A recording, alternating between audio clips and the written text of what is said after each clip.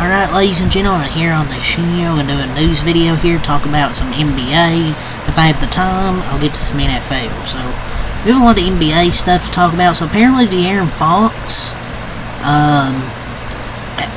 per Shams today, he's expected to open, Kings are expected to open up talks to potentially deal De'Aaron Fox, obviously. He has 1 year left on his deal on a team that probably would want to trade for him, wants to know if he's going to be there long term. So some favorites, I would say the Heat, the Spurs are two possible options. They're probably two of the favorites. Shams says he's told the Lakers are not part of that destination of choice for De'Aaron Fox, potentially. Not shocked. The Lakers just don't get anybody. And they really don't have a need for De'Aaron Fox, though, to be honest. So, yeah, some of those teams, there's some teams probably he would want to go to, but the Lakers is not one. At the sideline, the Houston Rockets would like to see how far their current core can go before considering a De'Aaron Fox trade. I don't think they're going to trade for De'Aaron Fox. I think it's the right move here. You don't blow up a young core like that for a one-time All-Star. I know De'Aaron Fox is good, but the Rockets are playing well, and they have a young core. I think it's a smart move just to keep him and not blow it up. And, not mess up that team chemistry. So, one of the preferred landing spots for De'Aaron Fox is San Antonio Spurs. Per @James_Ham NBA. It makes sense. Fox and Wemby, I think, would be a really good duo. And the Kings have to really use him a lot. So the Spurs really manage minutes well. He wouldn't have to play like 30-something minutes, like 30-plus minutes a game. But that would be a good duo. Chris Paul could be a good backup. He could be the backup point guard. Fox be the starter. But that Fox-Wemby duo would be nice, man. Like, that'd be a hell of a good duo. The Brooklyn Nets are reportedly more interested in pursuing Giannis Antetokounmpo than De'Aaron Fox or Jimmy Butler. Fox immediately supplants Jimmy Butler atop the list of available game changers. Brooklyn sees the Kings guard as a trade target, though. Sources tell the Post that Giannis Antetokounmpo is still the ultimate prize.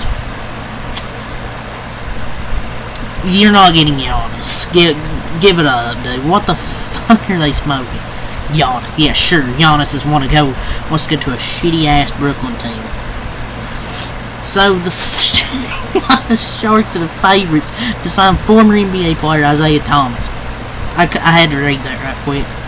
Per at the sideline, the Milwaukee Bucks are a team to watch for Jimmy Butler, with Chris Middleton and Bobby Portis potentially heading to Miami. Man, that'd be a bad trade for the Bucks, man. Not just because of Chris Middleton, because I don't think he's that good, but I wouldn't let go of Bobby Portis. I think he's a good role player for them, and I don't know if it'll be a good trade for either side. Two old forwards. Bobby Portis is still good, but I don't know how good he'd fit in Miami. The Miami Heat are engaged with the Golden State Warriors, and Phoenix Suns in a potential Jimmy Butler trade per @Shams Charania. We're gonna get Jimmy Butler? How exciting. Turn down through here. The Raptors are a team to watch for Brandon Ingram per @TheSteinline. Like, I think he'll leave New Orleans, but I don't know if he wants to go to a team like the Toronto Raptors, who really aren't that good. So, Brian Windhorst was on ESPN Cleveland. And do the Cavs have any interest in the buyout market? Well, two guys that could be bought out that bill are Lonzo Ball and Ben Simmons. Brian Windhorst are potential buyout targets for the Cavs. Oh, Ben Simmons. Donovan Mitchell. We're good. We got Ben Simmons coming in. We're good. Dude, Ben Simmons in the big 2025. The Miami Heat are interested in Julius Randle per Ian Begley. The Miami Heat interested in Julius Randle. Who let Pat Riley cook, man? Do not trade for Julius Randle. Who let Pat Riley cook? So the Golden State Warriors are back in the mix for Jimmy Butler. Oh, we're back in the mix. We're back. Sure. We ain't gonna trade for him. So Vince Goodwill was on some podcast today. I've heard that Philly quietly could be a suitor for Jimmy Butler. Theoretically, it would be Jimmy for Paul George swap. I believe the NBA is pushing for them to reacquire Jimmy. Yeah, that $200 million contract ain't working out, is it, Philly? So the Nuggets, Clippers, and Knicks are teams with an interest for Chris Boucher. Okay, man. The Miami Heat are positioning themselves to have over $80 million in cap space in 2026 when players like Luka Doncic could potentially become free agents. Yeah, Luka's going to be a Maverick for life. He ain't going to the Miami Heat. Sorry. The Miami Heat have lowered their asking price for Jimmy Butler per Windhorst ESPN. They're willing to do more than they were when this all started last month. So I'm sure, I guess they had the asking price was way higher than it is now. They just want to get this done. I mean, I don't blame them. I mean, at this point, you just want to get a trade done.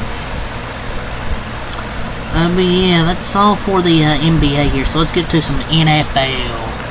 All right, so let's get to some NFL here. So per Rap Sheet, start with JPA football. Former Cowboys head coach Mike McCarthy won't coach this season. He wants to focus on the 2026 head coaching cycle per Rap Sheet. Will he get another job, though? That's kind of my question. I just can't see it as a head coach. I just don't know. Like, the Saints are kind of screwed. Who are they going to hire? I don't know if they're going to hire Kellen Moore. I mean, maybe he's the favorite, but I don't know. But Mike McCarthy will not coach in 2025. He'll look at 2026. So with this news for the Saints, seems Kellen Moore seems to be the favorite for the head coaching job, but will he even take it? We'll see. But that's kind of some news regarding McCarthy and the New Orleans Saints.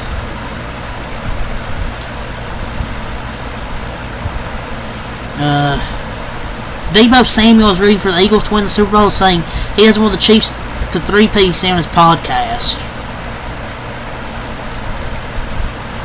I mean, I don't think he should be the one talking. Seahawks wide receiver DK Metcalf does not want to be traded to move, saying he doesn't want to move to Massachusetts. So he basically said he doesn't want to be traded to the Patriots. He told Casuals the podcast. Well, I don't know if they want you either. So, former Colts head coach Chuck Pagano is coming out of retirement to join the Ravens defensive staff per Tom Pelissero. Damn, no more Pat McAfee show.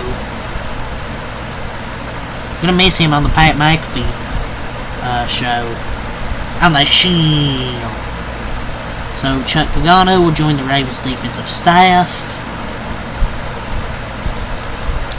So, Rams general manager Andrew Berry, he says he is confident Deion Sanders will be okay with Shedeur Sanders being drafted by the Browns per at Mary Kay Cabin. Sure about that? Daddy's approval for the second overall pick is crazy. I mean, he's looking out for his son, but it's the NFL. I mean, you're going to get drafted somewhere. I mean, the Browns won't be the best situation, though. So, Commanders offensive coordinator Cliff Kingsbury is saying in Washington, despite interest from multiple teams during this coaching cycle, per a Schultz report, he could be a top head coach candidate next cycle. No surprise, I think it's a smart move with Washington. So, per report, Eagles offensive coordinator Kellen Moore's interview with the Saints started Monday night and went late into the evening / early morning, according to JFL or ESPN. So, does look like there's a significant interest. The only other candidate with him, I guess, is Mike Kafka. So we'll see. So former Chiefs offensive coordinator Eric Bieniemy interviewed for the Patriots offensive coordinator gig before it was given to McDaniels. Per Schultz report, he's now in talks with other teams. Don't let him cook. So the Browns won't be trading star pass rusher Myles Garrett this offseason, not even for 2 first-round picks. says GM Andrew Berry. The team is open to signing an extension with Garrett as well. Garrett says he wants a clear path to contention. Cleveland doesn't want to be part of a rebuild. I mean, you should sign him to an extension. I don't know if this is a smart move. I mean, I know he's probably their best defensive player, but would you really pass up on some first-round picks, though? So, NFL draft prospect Joe Miro, he says he isn't one-dimensional. He wants to prove it. This dude thinks he's him.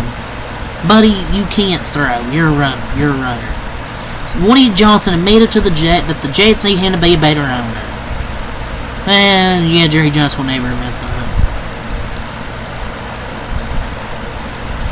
So, Steelers owner Art Rooney says that George Pickens is a talented player, but has to work to fulfill that talent. And basically, in other words, he needs to grow the fuck up. Which, he's not wrong. Like, he has the talent, he just needs to grow up. Jets head coach Aaron Glenn is expected to try to bring in multiple players from the Lions of defense to New York per Tony Pauline. I felt they're going to try and bring some players over there. I don't know how many they could get, but they'll try and bring some players over there. So, before McCarthy said he's not going to coach this season, initial conversations between the Saints and Mike McCarthy apparently didn't go well, and people within the organization are not enamored with him. So, I'm not surprised now that he's not coaching. Apparently, I guess this must have not gone well. They probably just have one of the most unattractive head coaching jobs out there. Per report, the Steelers want to look into a possible extension for their star pass rusher T.J. Watt this offseason. It would be smart to extend him. Per report, Zach Ertz says he isn't retiring. He wants to stay with the We Are Commanders. Bum bum bum bum bum.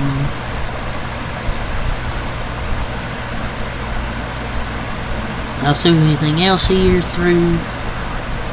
The Ravens are finalizing a contract extension with offensive coordinator Todd Monken. So it looks like Todd Monken is staying with the Baltimore Ravens. So he's not going to be going anywhere else, and he'll be staying there. See if anything else here. My Dallas Cowboys are expected to hire Matt Eberflus as the new defensive coordinator, better defensive coordinator and the head coach. I don't think this is a dumb move. I think it's a great hire because he's a better defensive coordinator and the head coach. His defense has been good. We just got to see it happen with this team and not choke big leads. And not choke second half leads like some of his teams have.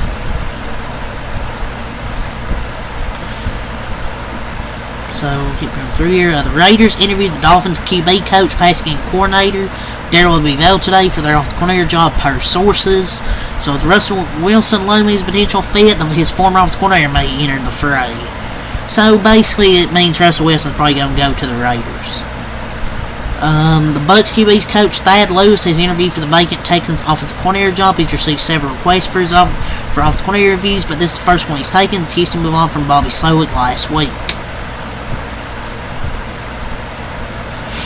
The Broncos, John Morton is the new Lions offensive coordinator. Confirmed, I talked about this 2 days ago. He merged as a candidate. He's now their new offensive coordinator. The Browns are moving veteran coach Bill Musgrave to the QB's coach.